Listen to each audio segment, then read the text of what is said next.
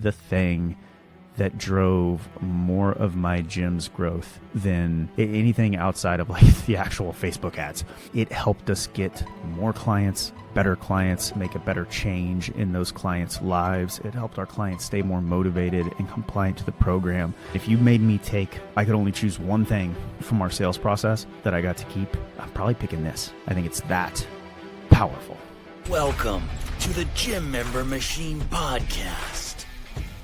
All right, Dave, we're diving into more sales. Wizardry may be a strong word. We're gonna dive into more sales stuff or sales wisdom or sales experience that I've used to sell this particular line of questioning. This game that we're gonna help our gym owners play is arguably the thing that drove more of my gym's growth than anything outside of like the actual Facebook ads, right? It helped us get more clients. It helped us get better clients. It helped us make a better change in those clients' lives. It helped our clients stay more motivated and compliant to the program. And it is one of if I started a gym tomorrow, this would absolutely be, I mentioned this on our group coaching call, because at GMM, we do live coaching calls with you or your team 4 days a week. I mentioned it on the coaching call earlier. Man, if you made me I could only choose one thing from our sales process that I got to keep, I'm probably picking this. I think it's that powerful. Wow. All right. The one tool to rule them all. The one tool. And this is a super secret sales tool that GR used to sell hundreds of clients, even with the gym name, Dungeon Strength and Conditioning. True story. That's saying something. Okay, yeah. Let's get into it. All right. So we'll do works cited first. I did not come up with this. So I first learned about this from a mastermind that a lot of us grew up in ages ago, from a guy by the name of Paul Reddick, who I think got it from a real estate educator that he was involved with previously. But I certainly learned the initial concept from Paul. He used to call it the 5-6-7, and that is absolutely what I called it in the gym. Now I dressed it up and did a little bit of a different variation by the time that we were using it, like to make it work for, like, I did a ton of group consults. I would do one-on-one consults, what have you. So like I did literally hundreds and hundreds and hundreds of conversations utilizing this 5-6-7 method. I've called it different things over the years because I don't know how much of a copyright thing. I don't think it's trademarked or anything like that, but it's a really powerful tool. You don't have to call it the 5-6-7. You could call it Ogre, Onion, or 7 Deep, but I think it's just so much more powerful. People will try to use the 5 whys. And I think if you listen to the last episode that we may have just recorded a few minutes ago, number one, I think a why invokes a defensive posture. And it's also like, people know the 5 whys. I think it doesn't lead to as much juice. And I feel like this, again, you can call it what you want. We used to call it the 5-6-7. This 5-6-7 process is just so powerful for getting deep on the reasons why people need to make whatever change it is that they are hoping to make in their life. So in the last episode, we talked about the origin story and a bunch of questions. Like, this is our hero's journey sales process. And so we start with just like, let's get the goal. Let's get into the origin story. Okay. We're sort of diving into the pain. I should be doing this the other way, but we're diving into the pain. It's a little bit less exciting for people. The 5-6-7 or the Ogre, Onion, or 7 Deep, or whatever the heck it is that you want to call this, is where we go from like the valley of despair, where we've talked about their pain and their failures and why they might not be able to do this on their own, and start to empower them into like the training montage where they end up being able to come out victorious on the other side, right? So this should be a more positive, empowering thing that, again, we use to sell tons of folks to get those clients more motivated and in touch with the reasons why they're doing this thing. It helped our clients be more successful because they were connected to the deeper reasons why in a way that was powerful and relevant and real for them. And I don't know that I have anything else to sell on it other than just getting into it. Dave, what do you think? I think so. And can I just say, I don't know if I'm allowed to say this, but I've always hated the 5 whys. I have just dismissed it completely because the major a roadblock I encountered with clients doing consultations was they just felt like it was cheesy or never engaged. And I think that what's so magical about the Ogre Onion 7 Deep script is the way we frame it up. And I think the way we'll go through it here, it actually gets the clients to not feel weird or cheesy or like dismiss it. They actually will engage and get real with Yeah. the layers and the questions. So let's do it. Yes. So you want this is where if you just take parts of it, you're gonna miss it. You're just going to. So if you don't do the lead up, like you're gonna end up stuck and it's not gonna be nearly as fun. So I highly recommend that you use the lead up. Now there are two variations. I like to use a variation with a little bit of speed, where we say, give me the first one or two word answer that comes to mind. You can skip that. Like we did it for at least a couple of years without making it the shorter version. But I find the shorter version can get people to like just viscerally give you the emotional stuff without necessarily trying to think about it too much. So here's what we do. We say, okay, Dave, appreciate you sharing all that stuff with me. We're going to play a little game. So do you like to win games? Love it. I love it. All right. So the way we win this game is speed. The way it works, I'm going to ask you the same question 6-7 times in a row. You're going to give me the first one or two word answer that comes to mind. Don't try to make it pretty. Don't try to make it what you think I want to hear. Just give me the first one or two word answer that comes to mind. We might get stuck at number 4 or 5, but we're going to work through it together. That sound good? Okay. Sounds So great. how do we win the game? Speed. Answer Speed. quick. Speed. Love it. Okay. And then we get into, well, pause. All right. Now I'm talking to you, dear listener. We're going to start the very first question in the framework that you'll follow for every step in the process until we get inevitably stuck at 4 or 5. What's so great about blank? Right? Alternatives you can use would be, what's important to you about blank? I love what's so great about blank. Your first question is the only one where you already have the Mad Libs answer filled out, because you should have asked the Dan Sullivan question. You want to know what the big goal is right from the beginning. You want to get the Dan Sullivan question and plug that into the what's so great about blank. Now the other way. So say Dave, what would your Dan Sullivan answer be? Pretend, like you're signing up for fitness. So your answer for the Dan Sullivan question would have been what? Like I want to lose some weight and get jacked. Like, is that? Yeah, I want to pretty much exactly. I want to lose roughly 20% body fat and have a 12-pack. Okay. All right. That's a large percentage. It's like 20% of your current body fat. Well, You don't look. your boy's got some work to do. Okay, let's just say that Okay. much. So one way that we could dive into this with Dave would be, what's so great about losing 20% of your body fat and getting jacked? Okay. And we could go through that. The other thing, and I did this quite a bit, is sometimes humans have an associated, I feel like oftentimes my fitness clients certainly used to have this. They have a number associated with whatever they want the result to be. And so if I wanted to play this, and again, I'm only saying this because I did this freaking, I don't know, it could have been thousands of times, was, okay, Dave, so we're going to start with this, like a little bit of this answer. Now I know, like, we both know that the number's not the most important thing, right? Like I've had people come in and tell me, it's like, oh, I need to lose 10 pounds. And it's like, you clearly have like 100 to lose. Or people tell me they've got like 50 pounds to lose and they've got 5. It's not about the number, but like, I know a lot of us have a number on our head. So do you have a number in mind of like how much weight you'd like to lose? I would probably like to lose about 30 pounds. Okay. So 30 pounds. So again, we know you may not have that much to lose. You may have more to lose. Like it's not about the number, but this kind of helps us play the game. So again, how do we win the game? Fast answers, baby. Speed. So give me the first one or two word answer that comes to mind. So what's so great about you losing 30 pounds? I would feel better at the pool.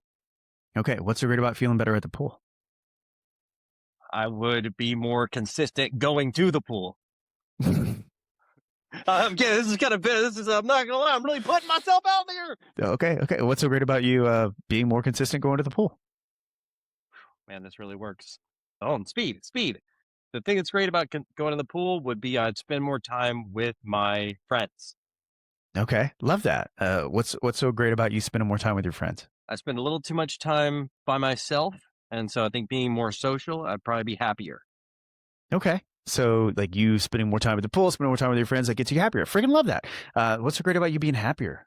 Well, I think overall, my mental health is very important to me, and so I'm always trying to find like ways I can improve it.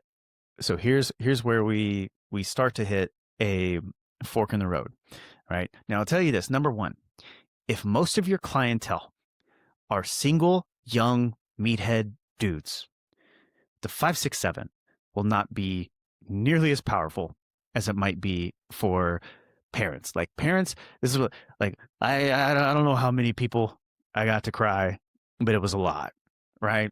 And parents, you've got anyone who's a parent. This will typically turn into a little something else. So like the most common framework for how this goes is what's so great about Dan Sullivan question. So what's so great about you losing 20% of your body fat and getting jacked? Okay. Now typically it'd be a woman. So like, what's so great about losing 30 pounds, whatever they want to say. Oh, my clothes fit better. Love that. By the way, be a human. Reflect some shit back to, oh, cool. Like, love that. What's so great about you feeling better about the way you look? Or what's so great about your clothes fitting better? This is the typical framework that I take people through. I shouldn't say the framework that I take people through, but if I'm like teaching Seven Deep or Ogre Onion, like this is the example because this is the example that I had like hundreds of times in the gym with real life humans that were doing this, for realsies. What's so great about you losing 30 pounds? Oh, my clothes fit better. Love that. What's so great about your clothes fitting better? Oh, I'll feel better about the way I look. What's so great about you feeling better about the way you look? Oh, well, I'll be happier, like more confident, stronger, like whatever. Love that. So what's so great about you being happier? And then they get stuck.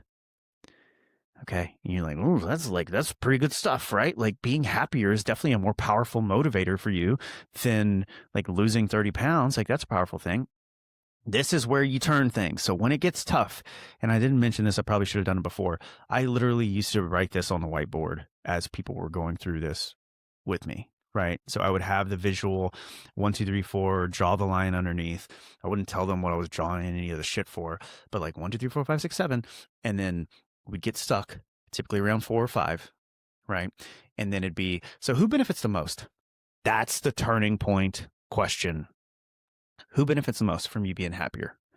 And this is why it's a little bit tougher with single dudes, because with single dudes, oftentimes you're going to get like, oh, like, I'll feel jacked at the pool. What's so great about being jacked at the pool? Like, well, I'll go to the pool more often. What's so great about going to the pool more often? Well, if I go to the pool more often and I'm jacked, I'm going to get some ladies. I might get Pretty more swipes on the other side. What's so great about getting more swipes on the other side?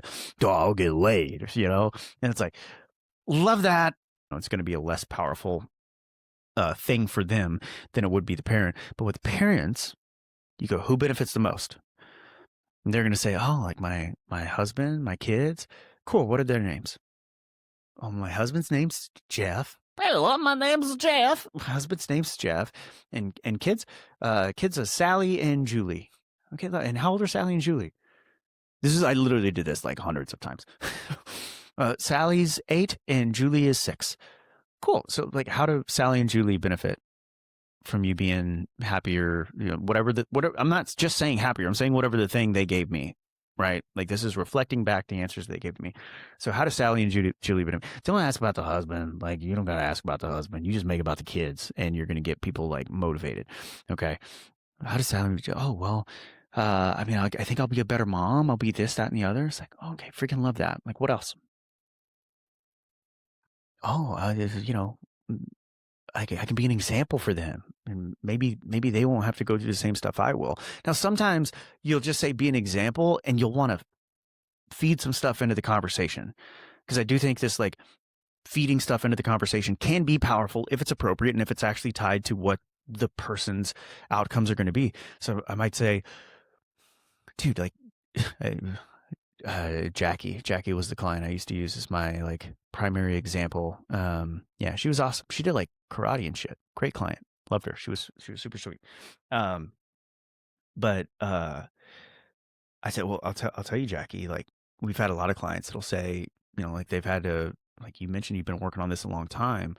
It's like, I know like my mom, like she had to deal with self-esteem issues and everything else, right, through her whole life. And so with a lot of parents that we work with, it's like they want to be an example of health and fitness, finding something they really enjoy doing fitness because they love it and because they love themselves, right? Because they want to and not because they feel like they have to or they have to look a certain way or whatever else.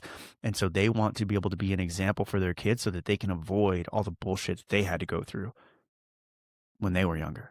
Does that resonate? And they'll be like, yeah, dude. So then you have the 5, 6, 7, right? You've got like the deeper reasons why. Like, first off, like, really appreciate you going through this with me. It's like really hard to kind of get deep with some jerk off that you just met, 15 minutes ago. So like, props to you.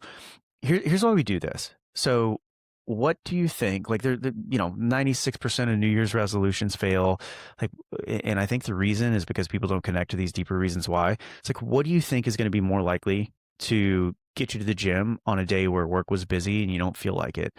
Thinking about losing 30 pounds, which is probably the motivation you brought to every one of these other fitness things you told me you tried in the past, or being happier so you can be a better mom to kids' names. What did I say? Like Sally and Julie, to Sally and Julie, so that you can be an example for them so that they don't have to go through the same bullshit you've gone through with your health, fitness, self-esteem, confidence over the years. Like, which one's going to be more powerful? It's like 5, 6, 7. Kids. And that's why we call it the 5, 6, 7. So we used to have wristbands that had 5, 6, 7 on them.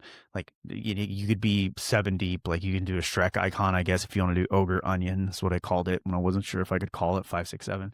But we used to take people from there, because I would do this in a group consult setting. I would take one guinea pig and I would do a 5, 6, 7 in a group consult setting, and I'd be like, who wants to be my guinea pig? And then, really shout them out for being brave and doing the thing in front of the other humans. And they'd be like, all right, we're going to walk over to the wall of why. We had a wall of why in the gym. And it'd be like, all right, I want everyone to write down. You can write down your 5, 6, 7. You can write down a big goal, but I want you to write down something that's going to get you motivated, that you're like publicly committed to, like being a part of this program, right? And then they'd write down the thing. And now it's like all of those humans that went through that process, even if we didn't go through it individually, like they're now thinking about this whole fitness thing on a much deeper level than lose 20 pounds in 6 weeks, right? Like, it's a much more powerful deal. What client do you think is going to be more likely? It's like after a long day of work to, they're driving down the highway and there's the turn to the gym, right? There's the exit to the gym, or there's like go past it and hit McDonald's, get that lovely Oreo McFlurry on the way home. The person who's thinking about like losing a little bit of weight, or the person who's thinking about creating generational health for their kids so they don't go through the same like self-esteem, depression, head trash that mom had to go through. Like, whoa, which one's going to make the turn that they should be making? So I would argue the person that goes through this exercise has a higher probability of making the right choice for whatever their goals are than the person who doesn't. And that is ogre, onion, 5, 6, 7, 7 deep, whatever the hell you want to call it. So awesome. Yeah. So tapping into the deeper motivations helps you create a connection, not only helps you make the sale, but shows that you care about the client's success long term beyond just closing them, having them sign up, having them pay you. It's like, no, I actually care about you, which is true of all the folks that we work with. So that's great. And I think it actually, like, because I genuinely, I say, I'm going to say like past tense, right? Like, I genuinely gave major shits. Like, I still love them. I said, I still, it'd be fun to go see them again. But like, I gave major shits, and I think they could smell that I actually cared. And so going through this process and actually caring about the person on the other side and reflecting back and saying thank you for, going through this with me and all that fun stuff, like it was super powerful. And I think it made me a better coach. It made me want to be better for our clients and made them better clients because they're tied to deeper reasons why. And I think it was just like a super positive thing across the board. And it can be hard. Like, we were role playing. The reason this came up and it's so fresh in my mind is it was role playing a sale with one of our clients. And he jumped right from, like, he didn't really nail the origin story. So we talked about that a little bit, but then jumped right from origin story into the transformation vehicle, which is where, like, the way we teach clients to kind of work the pitch, like start talking about what they do and connecting the dots from where the client is, where they want to go. It's like, here's your vehicle to help you get there. And we didn't go through any of this stuff. And I was like being the, not like hard ass, but it's like I hadn't given him any depth at that stage. And a lot of times, like, your people are going to sit there in a like psychological, emotional guards up, shells up, whatever you want to call it, right? Like the deflector shields are up, and it's really hard to do an attack if you know Star Wars, and you can't like do any damage until those deflector shields are down.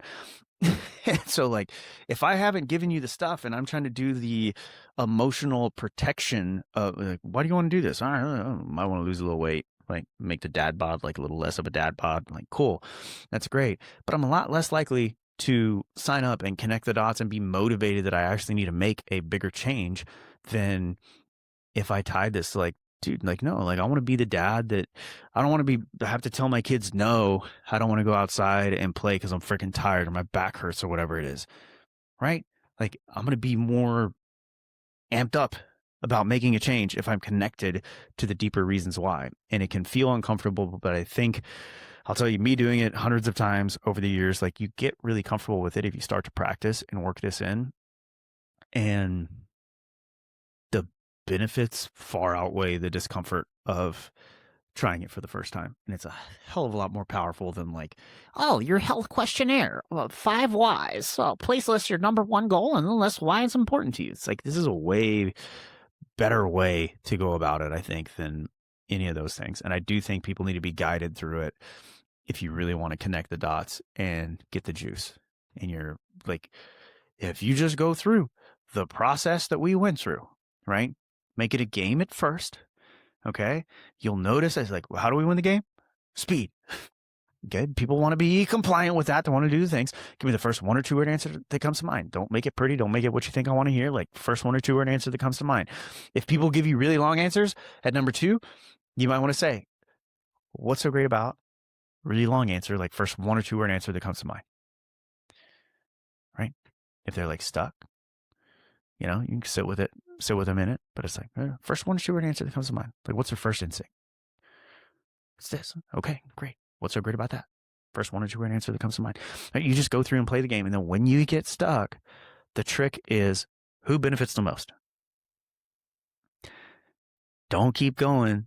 What's so great about being happier necessarily? You know, if you find the transition point, you'll get better at this with practice. It's like, who benefits the most, particularly if you know the person's like a parent or they've got a spouse or something like that. Like, typically, and I used to say this as I'm rambling about this, it's like, I would do this in the group consults.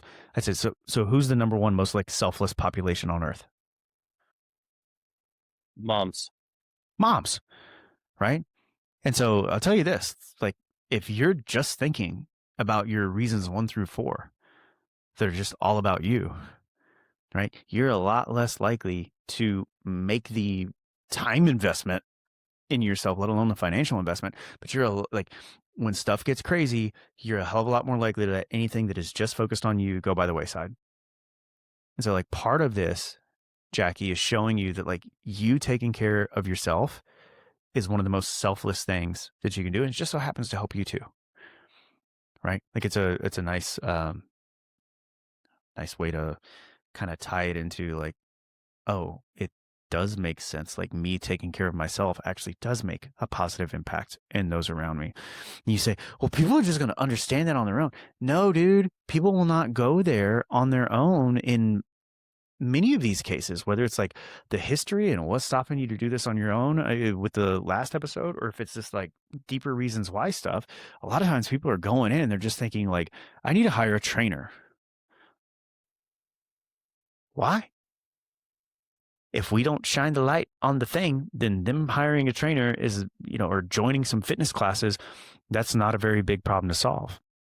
Them creating generational health so that their family doesn't have to go through the same bullshit that they've had to go through, that's a big problem to solve. And that helps the value side of the equation, which I think we talked about in the last episode. And then it becomes a matter of, oh, you've got me. Like, I see the value. Now we just need to create the certainty that you can actually deliver on what we've talked about here today. So, yeah. And GR, I like that question where there's all these little waypoints where you're guiding the person to engage in the process in the right way. And just like you're coaching someone to do a squat, you want to help them not think. Like, it's our job as the professional to do the thinking. and you're really hand holding them. An important point to remember as well is it might be your thousandth time doing this, but it's their first. So everything is overwhelming and Yep. confusing. And whether it's like continuing to remind them how to play the game by answering with speed or just sort of guiding them through this process, I think Mhm. is super pro. Yep. Yep. Yep. That's All all right, I the got, super I secret think. sales tool, no longer a secret. So if you guys have questions or you try this, let us know how it goes. Send us a message on IG at Gym Member Machine, and we'll see you next time.